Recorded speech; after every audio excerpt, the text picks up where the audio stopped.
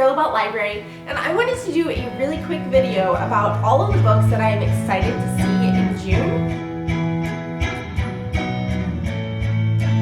And then I saw how many books I'm excited to read in June, and I realized this is not at all going to be a short video, but I'm going to try to get through all of the books that I am interested in that are releasing in the month of June. There are 13 different books that are coming out this month that I am super psyched for. I have them all on my phone. Not them, but like summaries of them. So in the spirit of 60-second book reviews, let's see how many of these I can get through as quickly as possible. I'm just going to give a super brief summary and then explain why I'm excited about the book.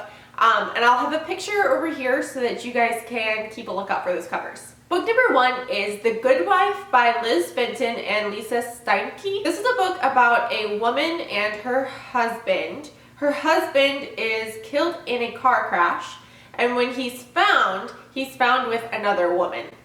And then the woman that he's found with was also engaged. So there are 2 surviving partners of the couple that were killed in the car crash. The 2 surviving couples team up together and search for the truth of what happened, why their spouses or significant others were together, were they having an affair, what was going on, and they try to like retrace their last days. I'm interested in this book for 2 reasons. One, it has multiple authors, which I think is really neat.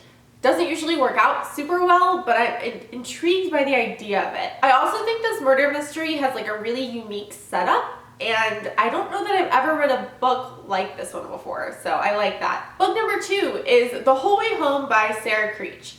This is a book about a woman who is about to make it big in Nashville, but before she does, she has to confront her small town past and an old love that she's never forgotten. Romance, heartbreak, secrets, and scandal. I didn't watch Nashville, but I was always intrigued by it. Like, I like the idea of that kind of story. And because it's summer and I don't usually read romance or contemporaries, I was really surprised that this book jumped out at me, but it did. And then I found out a couple days ago that I won a Goodreads giveaway for this book, so I will definitely be reading it soon, and I hope that I like it. Number 3 is You'll Never Know Dear by HALLIE EPHRON. This is about 3 generations of women who are haunted by a little girl's disappearance. I don't know a lot else about this book, but it sounds really scary. I'm pretty sure there's a porcelain doll involved, and I want to be scared. I haven't read a really good scary book in a long time, and so I'm hoping this one will fill that out for me. Number 4 is a little unusual for me. I'm kind of going out on a limb here, but it is Dividing Eden by JOELLE. This is a YA fantasy about royal siblings. They're forced into a competition for the crown.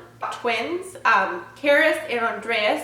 They were never destined to rule Eden because they had the king, their father, and then an older brother who they always thought would be in charge.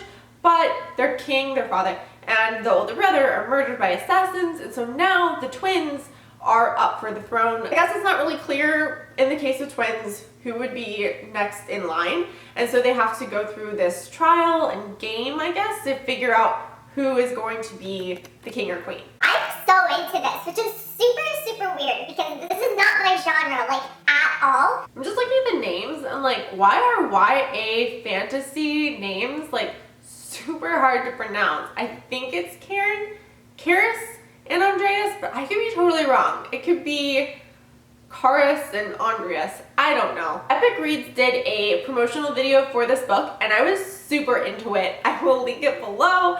But that's where I first heard about this book, and ever since then, I have been excited for it. Number 5 is The Loft Letter by JILLIAN CANTOR.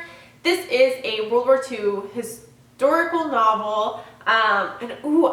Yes, okay, so it's about a guy who is an apprentice, and during World War II, his teacher goes missing. So he continues making stamps, but he makes them with his teacher's daughter, and they fall in love. And then the story jumps between World War II and their story in the 1980s when a woman is cleaning out her closet or like her attic and she finds some of these stamps. I am such a sucker for World War II historical fiction. Like, I probably have 4 or 5 historical fiction novels back there that I haven't read.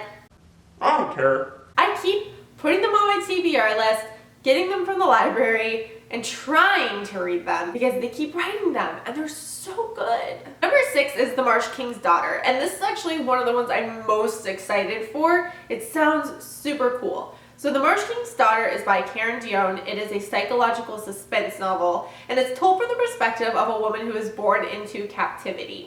She is the Marsh King's daughter, and the Marsh King is a man who was a child abductor. She and her mother escaped from the Marsh King. He was then arrested and has been in jail ever since, but he has escaped. And so the book, I think, is going to be about her trying to hunt her dad down because she knows how to survive in the wilderness from her time being the Marsh King's daughter, and he's like super wilderness survival guy. And so she has to hide in the woods to, I assume, to like catch him and try and get him back to prison. It sounds to me like True Detective and Room and Wild like had a baby, and it's this book, and I'm just super intrigued. There are really good reviews so far on Goodreads, which is encouraging, and I'm definitely keeping an eye out for that one. Number 7 is The Weight of Lies by Emily Carpenter. This is about a woman whose mother is she's a writer, and her mother was famous for a book that she wrote. In the book, the daughter investigates the 40-year-old murder that inspired her mother's best-selling book and uncovers truths and lies. I love like family sagas, family dynamics. I think those types of books are super cool. And this book also gives me like Gone Girl vibes. Not that the plot is going to be anything like Gone Girl, but if you've read Gone Girl, like the Amazing Amy type storyline where a parent or parents has written this book that they're famous for, and that's kind of what you've grown up with your whole life. And I think exploring that dynamic is just really interesting, and I'm excited to see how this book does that. Number 8 is my other most anticipated, and that is He Said, She Said by Erin Kelly.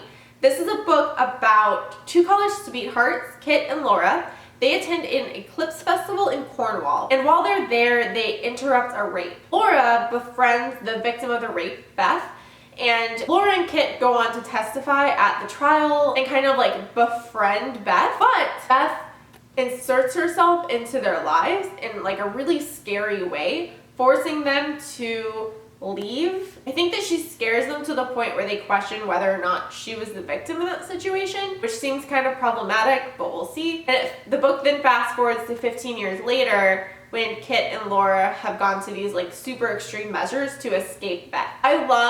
This book is told from alternating perspectives, and I love a book that does that well. I think that's super cool, and it's hard to pull off, but when it is, it's awesome. This book also has really good reviews so far, and I do put a lot of stock into early reviews on Goodreads. It's something that I check out before I read a book, and this one is doing pretty well. Number 9 is Do Not Become Alarmed by MELOY. This is a YA book, and it's told about two families that go on a cruise ship vacation, 4 parents and 4 children, and while they're on the cruise ship, they go on an excursion, and I guess the parents and children get separated. And so the book is told from the point of view of the parents and then the point of view of the missing children. Because I don't usually read YA books, when the plot for one jumps out at me and sounds really interesting, I always try and pick it up because I don't read enough YA and I want to, and the plot of this one sounds really neat. Number 10 is Our Dark Duet by Victoria Schwab. And I just feel like the internet is gonna explode for a couple days after this book comes out. Like,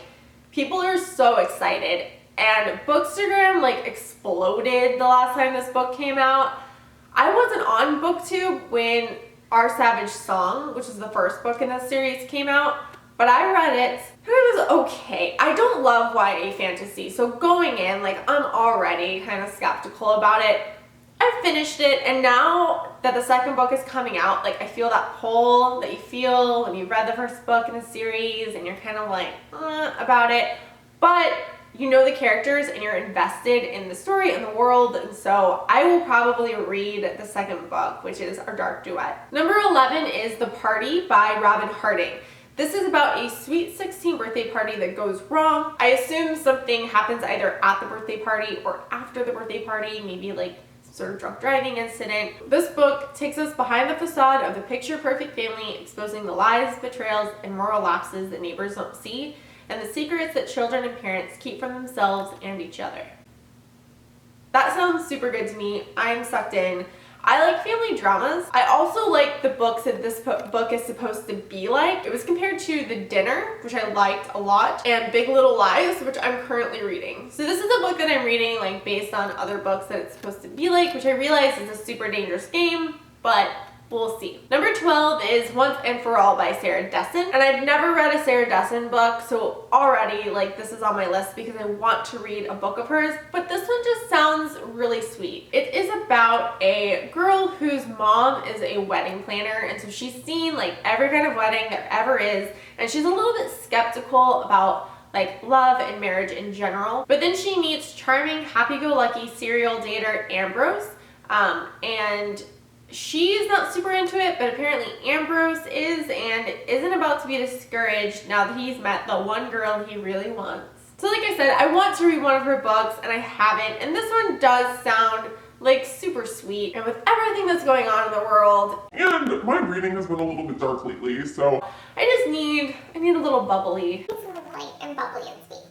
And last but not least, number 13, The Seven Husbands of Evelyn Hugo by Taylor Jenkins Reid. This is a book about a down-and-out journalist who has the opportunity to interview Evelyn Hugo. She goes to her fancy apartment and listens to her this like crazy story about her life and making her way to Los Angeles in the 1950s. And the summary says that as Evelyn's life unfolds through the decade, Monique begins to feel a very real connection to the actress. But as Evelyn's story catches up with the present, it becomes clear that her life intersects with Monique's own in tragic and irreversible ways. This is a bit of a cover buy because I just like am really intrigued by the cover of this book and the title of this book, but I am really curious to see how their lives intersect and how it might be tragic and irreversible. So those are the books that I am excited about in the month of June. Let me know below if you are as excited as I am about any of these books that are releasing. And also let me know below if there is a book that's coming out that I didn't mention that you're excited about. If you enjoy this video, please give it a thumbs up. If you're not subscribed, please subscribe. Come on back for more bookish content like this. Thank you so much for watching. Bye.